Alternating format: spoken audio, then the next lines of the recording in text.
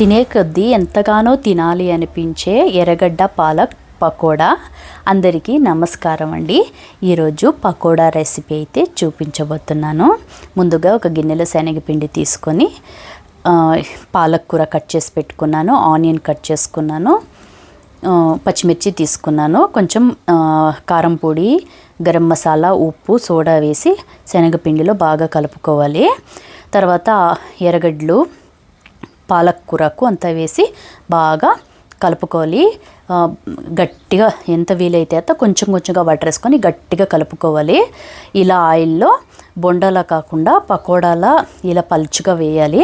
వేసి బాగా నీట్గా డీప్ ఫ్రై అయిన తర్వాత, ఎర్రగా డీప్ ఫ్రై అయిన తర్వాత తీసుకొని ప్లేట్లో వేసుకోవాలి. గోడంబి, కరివేపాకు కూడా నేను ఫ్రై చేసి తీసుకున్నాను.